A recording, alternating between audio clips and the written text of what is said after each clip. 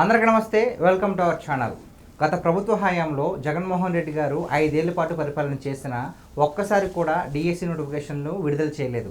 కానీ కూటమి ప్రభుత్వం అధికారంలోకి వచ్చిన తర్వాత 16,000 మందికి పైగానే డిఎస్సి నోటిఫికేషన్ ఇవ్వడమే కాకుండా ప్రతి సంవత్సరం కూడా నోటిఫికేషన్ విడుదల చేయాలని చెప్పేసి నారా లోకేష్ గారు అయితే ప్రతిపాదన తీసుకొచ్చారు. సో దీని మీద మనతో పాటు చర్చించడానికి ఉన్నారు senior journalist doctor Bharat Reddy గారు. సార్ నమస్తే. నమస్తే సార్, మనం గత ప్రభుత్వంలో చూసాం, మొత్తం కూడా మెగా డిఎస్సి అని చెప్పేసి ఒక నోటిఫికేషన్ కూడా విడుదల చేయలేదు. అలాంటిది కూటమి ప్రభుత్వం వచ్చిన తర్వాత విడుదల చేయడమే కాకుండా ప్రతి సంవత్సరం విడుదల చేస్తామని చెప్పేశారు. మరి దానిపై మీ అభిప్రాయం ఏంటి? ఖచ్చితంగా లోకేష్ బాధ్యతలు చేపట్టిన తర్వాత మనం గమనించినట్టయితే ఈ సంవత్సర కాలంలో విద్యా వ్యవస్థను సంస్కరించే బాధ్యతను చేపట్టినట్టుగా కనిపిస్తుంది. ముఖ్యంగా విద్యా వ్యవస్థను బాగుపరిచినట్టయితే చాలా సమస్యలు పరిష్కారం అయ్యే అవకాశం ఉంటుంది. ముందుగా ప్రభుత్వ పాఠశాలని మెరుగుపరచడం, మెరుగైన సదుపాయాలు అందించడం, ప్రభుత్వ పాఠశాలల వైపు విద్యార్థులని మళ్లించడం. ఎందుకంటే ఇటీవలి కాలంలో మనం చూసుకున్నట్టయితే గత 10-15 ఏళ్ళ నుంచి చూసుకున్నట్టయితే చాలామంది మధ్యతరగతి, దిగువ మధ్యతరగతి, పేద వర్గాల ప్రజలు, కూలీ వాళ్ళు కూడా ప్రైవేటు స్కూళ్ళ వైపు మొగ్గు చూపుతున్న సందర్భాన్ని మనం చూడవచ్చు. వాళ్ళకు వచ్చే ఆదాయంలో దాదాపుగా విద్యకు, వైద్యానికే 60-70% ఖర్చు చేస్తున్న దాన్ని మనం చూడవచ్చు. ముందు దాన్ని తీసేయాలంటే సరే, వైద్యం సంగతి పక్కన పెడితే ముందు మెరుగైన విద్యను, నాణ్యమైన విద్యను అందియాలంటే ఈ తల్లిదండ్రులను ప్రోత్సహించి వాళ్ళ పిల్లల్ని ప్రభుత్వ పాఠశాలల వైపు మళ్లించాలనే ఉద్దేశంతో తల్లికి వందనం పథకం ద్వారా ఎవరైతే పేరెంట్స్ ఉన్నారో వాళ్ళ అకౌంట్స్లో డబ్బులు వేస్తూ ఆ పిల్లలు స్కూళ్ళకు వచ్చే విధంగా, స్కూల్కి వచ్చిన విద్యార్థుల పిల్లలకు కూడా వాళ్ళకు మెరుగ్గా బట్టలు కానీ, పుస్తకాలు కానీ, మధ్యాహ్న భోజనం కానీ ఇవన్నీ మెరుగ్గా ఇచ్చినట్టయితే వాళ్ళు చదువుకునే అవకాశం ఉంటుంది. ఇది ఒక ప్రక్రియ. ఈ ప్రక్రియలో మరి టీచర్స్ కావాలి కదా. ఇటు ప్రక్రియ పెట్టి నేను బిల్డింగ్ బాగా పెట్టిన, స్కూల్లో పిల్లల్ని తీసుకొచ్చిన 100 మంది స్కూల్ విద్యార్థులు ఉంటే ఒకే టీచరు ఉంటే నడవదు. మళ్ళీ దానికి తగ్గట్టుగా ప్రపోర్షనేట్గా టీచర్ల నియామకం కూడా జరగాల్సిన అవసరం ఉంటుంది. గతంలో జగన్మోహన్ రెడ్డి పాఠశాలను చూపించి నాడు నేడు గత పాఠశాల దుస్థితిలో ఉంది, ఇప్పుడు నేను కార్పొరేట్ లెవెల్లో పాఠశాలను నిర్మించానని చెప్పినప్పటికీ పాఠశాలను నిర్మించిన ఒకటే విద్య కాదు, పాఠశాలతో పాటు విద్యార్థులు ఉండాలి, వారికి చెప్పడానికి టీచర్లు కూడా ఉండాలి. అప్పుడే అది పరిపూర్ణమవుతుంది.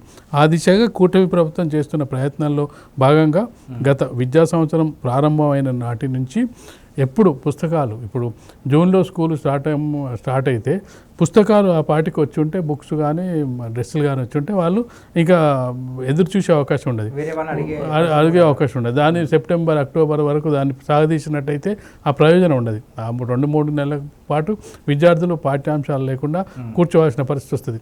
అందుకే విద్యా సంవత్సరం ప్రారంభంలోనే వాళ్ళకు డ్రెస్లతో పాటు వాళ్ళకు పుస్తకాలు ఇవన్నీ బ్యాగులతో పాటు అందివ్వడం జరిగింది. దాంతోపాటుగా డిఎస్సి అంటే టీచర్ల నియామకానికి సంబంధించి ప్రతి స్కూల్లో కూడా మినిమం ప్రపోర్షనేట్గా ఒక 30 మందికి ఒక టీచర్ ఉండాలనే ఒక ప్రపోర్షనేట్గా దానికి సంబంధించి ఎక్సైజ్లో భాగంగా ఇప్పుడు 16,000 పైచీలకు ఉద్యోగాలు నియమిస్తున్న ప్రభుత్వం. జాబ్ క్యాలెండర్కి సంబంధించి ఎప్పటి నుంచో చాలా కాలం నుంచి తెలుగు రాష్ట్రాల్లో ఒక డిమాండ్ ఉంది. అసలు ఎన్ని ఖాళీలు అవుతున్నాయి నెక్స్ట్ ఇయర్కు? ఎందుకంటే చాలామంది నిరుద్యోగులు ఎప్పుడో పడుతుంది డిఎస్సి టీచరు, టీటీసీ కానీ అదే బీఈడి కానీ పూర్తయిన విద్యార్థులు ఉంటారు. వాళ్ళు ఉద్యోగాల కోసం వెయిట్ చేస్తూ ఉంటారు. అది ఎప్పుడు పడుతుందో తెలియదు. మీరు చెప్పినట్టుగా గత 5 ఏళ్ల కాలంలో వాళ్ళకి పర్లేదు. ఒక 35 ఏళ్ళు ఉన్న వ్యక్తి 5 ఏళ్ళు పడకపోతే అతని రిటైర్మెంట్ అంటే ఎలిజిబిలిటీ కోల్పోయే అవకాశం ఉంటుంది. కోల్పోతే అతనికి ఇంకా వేరే ఎప్పుడు పడతాడో తెలియని పరిస్థితి. అదే జాబ్ క్యాలెండర్ ఏ సంవత్సరం ఇప్పుడు 16,000 పోస్టులు నింపారు, వచ్చే సంవత్సరం ఒక 2,000 పోస్టులు ఉన్నాయనుకో, ఎవరైతే వీళ్ళు రాసుకుంటారు, వచ్చే వాళ్ళకి వస్తే రాని వాళ్ళకి రాదు. కొంతమంది నియామకం అయిపోతారు, వయసు మీరిన వాళ్ళు అవకాశం ఉంటుంది. 5 ఏళ్ల తర్వాత వచ్చినట్టే 5 ఏళ్ళకి వాళ్ళకి అవకాశం కోల్పోయే అవకాశం ఉంటుంది. ఇప్పుడు 5 ఏళ్ల కాలం నుంచి డిఎస్సి వేయలేదంటే, టీచర్ జాబులు వేయలేదంటే వాళ్ళు అంత కష్టపడి బీఈడి చేసి ట్రైనింగ్ తీసుకొని దానికోసం ఆహారతులు శ్రమించి ఇప్పుడు చదవాలన్నా వద్దా పరిస్థితి. ఇప్పుడు దాని మీద కూర్చొని చదవడానికి ప్రయత్నం చేస్తుంటారు, ఉద్యోగ ప్రకటన వస్తుందో అని చెప్పి. తీరా 5 ఏళ్ల పాటు చదువుతూ ఉండే అవకాశం లేదు. ఇప్పుడు సివిల్ సర్వీస్ ఎగ్జామ్ ఉంది, ఇగో ఈ షెడ్యూల్ వస్తుంది, ఈ టైంలో ఈ టైంలో అంటూ జాబ్ క్యాలెండర్ ఉంటే ఏదో జూన్లో నోటిఫికేషన్ పడుతుంది, జూలైలో ఎగ్జామ్ అవుతుంది, ఆగస్టులో ఉండనుకో వాళ్ళు ఒక 6 నెలల ముందు నుంచో 3 నెలల నుంచో చదువుకుంటూ అక్కడి వరకు చూసుకుంటారు. అక్కడ రాలేదనుకో మళ్ళీ వచ్చే సంవత్సరం మళ్ళీ ప్రయత్నం చేస్తారు, వచ్చే సంవత్సరం మళ్ళీ పడుతుందని చెప్పి. అది ఉండడం వల్ల ఏమైందంటే వాళ్ళకు ఒక ఎప్పుడు చదవాలి, ఎందుకు చదవాలని తెలిసే పరిస్థితి ఉంటుంది. ఇప్పుడు ఎప్పుడు పడుతుందో తెలియదు, గత ప్రభుత్వం ఎప్పుడు పడుతుందో తెలియదు, పడుతుందో తెలియదు, చదవాలనో తెలియదు. చదివితే ఇంటి దగ్గర ఖాళీ కూడా కూర్చున్నా సరే ఇంట్లో వాళ్ళు కూడా ఏదో అంటూ ఉంటారు. ఇప్పుడు ఖాళీగా ఉంటే నీకు 5 ఏళ్ళ దాకా పర్లేదు, 5 ఏళ్ళు ఖాళీగా ఉండాలన్నా వేరే పనన్నా చేసుకోకుండా దీనికోసమే వెయిట్ చేయడం, ఇవన్నీ సమస్యలు ఉంటుంది. కాబట్టి ఖచ్చితంగా కూడా ఇప్పుడు ఈ 16,000తో పాటుగా ఎవ్రీ ఇయర్ కనుక జాబ్ క్యాలెండర్ ఇచ్చినట్టయితే ఖచ్చితంగా నిరుద్యోగులు ఖచ్చితంగా కొంత వాళ్ళకు వెసులుబాటు ఉండే అవకాశం ఉంటుంది. వాళ్ళు చదువుకునే వాళ్ళు చదువుకుంటారు, వేరే వాటికి వెళ్ళేవారు వేరే వరకు వెళ్తారు. కొన్ని సందర్భాల్లో మనం చూస్తాం వాళ్ళు డిఎస్సికి చదవాలన్నా లేదంటే వేరే గ్రూప్ 1 గ్రూప్ 2 ఇవి కూడా పడుతుంటాయి. దేనికి చదవాలన్నా అర్థం కాని పరిస్థితి ఉంటుంది. ఎవరికి దేనికి ఎలిజిబిలిటీ ఉంటే దానికి చదువుకునే అవకాశం ఉంటుంది. కాబట్టి ఖచ్చితంగా కూటమి ప్రభుత్వం వచ్చిన నాటి నుంచి మనం గమనించినట్టయితే ఖచ్చితంగా విద్యపై ప్రత్యేక దృష్టి పెట్టినట్టుగా కనిపిస్తుంది. విద్యాశాఖ నేనే తీసుకుంటానని చెప్పి ఏరుకోరి కూడా లోకేష్ తీసుకోవడం జరిగింది. గతంలో చూసుకుంటే విద్యాశాఖ అంటే కొంత చిన్న చూపు ఉండేది. అంటే మిగతా మంత్రుల కంటే క్యాబినెట్ పోర్ట్ఫోలియో కంటే విద్యాశాఖ మీద పెద్ద ఏం ఇన్కమ్ ఉండదు, ఏముండదు, అది పెద్ద ఏమంటారు పబ్లిసిటీ కానీ అది పెద్ద షో కాదు అనేది ఉంటుండే మిగతా మినిస్ట్రీ. కానీ ఇప్పుడు విద్యాశాఖ ఎంత ఉన్నతమైంది, విద్యాశాఖ ద్వారా ఏమేమి సాధించవచ్చు మనం చాలా చెప్తుంటాం. ఆ 15th ఆగస్టు రోజు లేకపోతే 26 జనవరి నేటి బాలలే రేపటి పౌరులు అని చెప్తారు. నేటి బాలలు తయారు చేయాలంటే విద్యా వ్యవస్థ నుంచి చక్కదిద్దాల్సిన అవసరం ఉంటుంది. దానికి సంబంధించిన ఇన్ఫ్రాస్ట్రక్చర్ ఉండాలి, దానికి సంబంధించిన చెప్పేవాళ్ళు ఉండాలి. చెప్పేవాళ్ళు లేకపోతే కష్టం. కాబట్టి వాటిని అన్నింటినీ దృష్టిలో పెట్టుకొని కూటమి ప్రభుత్వం దాన్ని ఏదైతే వాళ్ళు మేనిఫెస్టోలో పెట్టుకురో వాళ్ళ ఆలోచనలకు అనుగుణంగా ముందుకెళ్తున్నట్టుగా కనిపిస్తుంది. గతంలో కూడా చంద్రబాబు నాయుడు ఉమ్మడి రాష్ట్రంలో ముఖ్యమంత్రిగా ఉన్న సమయంలో కూడా దాదాపు ఒకేసారి 40,000 పోస్టులు ఉద్యోగాలు తీసేజాబులు నింపిన సందర్భం ఉంది. తన హయాంలోనే దాదాపు 2-3 డిఎస్సీలు వేసిన సందర్భం ఉంది.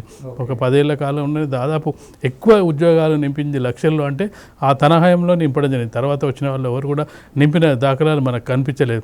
విద్యపై ప్రత్యేక దృష్టి చంద్రబాబు నాయుడు ఎక్కడికి వెళ్ళినా మీటింగ్లో చెప్తున్నది అంటే పిల్లల్ని చదివించండి, చదువుకోవాలి, చదువుకుంటేనే భవిష్యత్ అని తన ఆలోచనకు అనుగుణంగానే లోకేష్ కూడా ఆ ఆలోచనకు అనుగుణంగా ప్రభుత్వ ఆలోచనకు ముఖ్యమంత్రి ఆలోచనకు అనుగుణంగానే పనిచేస్తున్నట్టుగా కనిపిస్తుంది. కాబట్టి ఈ డిఎస్సి నియామకం ద్వారా చాలామంది నిరుద్యోగులు డిఎస్సి ఎప్పుడు పడుతుందో అని వెయిట్ చేసిన నిరుద్యోగులు వాళ్ళందరికీ ఇప్పుడు ఒక ఆశ కలిగించింది. ఈసారి రాలేదు, నెక్స్ట్ టైం మళ్ళీ నెక్స్ట్ ఇయర్ పడుతుంది, ఆ సమయానికి మళ్ళీ మనం ప్రిపేర్ కావచ్చు అప్పుడు అని ఒక ఆశ ఉంటుంది. ఇప్పుడు పడ్డ తర్వాత మళ్ళీ ఎప్పుడు పడుతుందో తెలియని పరిస్థితితో వాళ్ళకు ఏం చేయాలనో తెలియని పరిస్థితి ఉంటుంది. కాబట్టి ఖచ్చితంగా ఇది విద్యపై ప్రభుత్వం వాళ్ళు ఇప్పుడు ఎంత ఇంపార్టెన్స్ ఇస్తున్నారో విద్యాశాఖ అనేది కూడా మనకు వీటి ద్వారా మనకు అర్థమవుతుంది. అంటే కూటమి ప్రభుత్వం అధికారంలోకి రాకముందు ఎన్నికల సమయంలో ఒక హామీ ఇచ్చింది. ఏంటంటే ఒకవేళ అధికారంలోకి వస్తే కనుక 5 సంవత్సరాల్లో 20 లక్షల ఉద్యోగ అవకాశాలు కల్పిస్తాము అని. మరి ఆ దిశగా అడుగులు పడుతున్నాయి. మరి అంతమందికి ఉద్యోగ అవకాశాలు కల్పించే అవకాశం ఉందంటారా సార్ నిజంగా? 20 లక్షలు అంటే ఒకటి ఏంటంటే మనం చాలామంది అనుకునేది ఏంటంటే కేవలం ప్రభుత్వ ఉద్యోగం అనుకునే పరిస్థితి మన రాష్ట్రంలో కూడా గతంలో కూడా ఉన్నది. కానీ చంద్రబాబు నాయుడు ఎప్పుడైతే గతంలో 94 తర్వాత అధికారంలో ఉమ్మడి రాష్ట్రం వచ్చిన తర్వాత చూసుకున్నట్టయితే ఉద్యోగం అంటే ప్రభుత్వ ఉద్యోగమే కాదు ప్రైవేటు ఉద్యోగం కూడా ఉద్యోగ కల్పనే అనేది తర్వాత చాలామందికి తెలిసి వచ్చింది. ఈ రోజుల్లో మనం చూడండి ఎంతమంది ప్రభుత్వ ఉద్యోగాలకు పోటీ పడుతున్నారు. ఇంటర్ అయిపోగానే బీటెక్ చేయడం, బీటెక్ తర్వాత యూఎస్కి వెళ్ళడం, యూకేకి వెళ్ళడం, ఆస్ట్రేలియాకి వెళ్ళడం చేస్తున్నా. కానీ ప్రభుత్వ ఉద్యోగాలు కావాలని కంకణం కట్టుకొని కూర్చున్న వాళ్ళ సంఖ్య తగ్గిపోతుంది, తక్కువ. దానికి కారణం ఏంటంటే చంద్రబాబు నాయుడు దూరదృష్టి. హైటెక్ సంబంధించి హైటెక్ సిటీ ద్వారా సాఫ్ట్వేర్ డెవలప్ అయింది, ఈ సాఫ్ట్వేర్ ద్వారా ఉద్యోగాలు కల్పన జరుగుతుందని చెప్పి 30 ఏళ్ల క్రితం తను ఊహించింది. కాబట్టి ఈరోజు అప్పుడు పుట్టని వాళ్ళందరూ కూడా ఇప్పుడు ఉద్యోగాలు చేస్తున్న సందర్భాన్ని మనం చూడొచ్చు. ఇప్పుడు కొత్తగా ఏం చేస్తుండ్రు, ఏఐ టెక్నాలజీ అని చెప్పి తీసుకొస్తుండ్రు. ఏఐ టెక్నాలజీ ఇప్పుడు అమరావతిని మెయిన్ సెంటర్గా చేద్దాం అంటే మరొక 30 ఏళ్ళ తర్వాత కూడా పిల్లలకు కూడా నెక్స్ట్ అంటే ఈ టెక్నాలజీ మారిపోయిన తర్వాత నెక్స్ట్ టెక్నాలజీ. కాబట్టి ఉద్యోగ కల్పన అనేది ఒకే రంగంలో ఉండదు, అన్ని రంగాల్లో ఉంటాయి.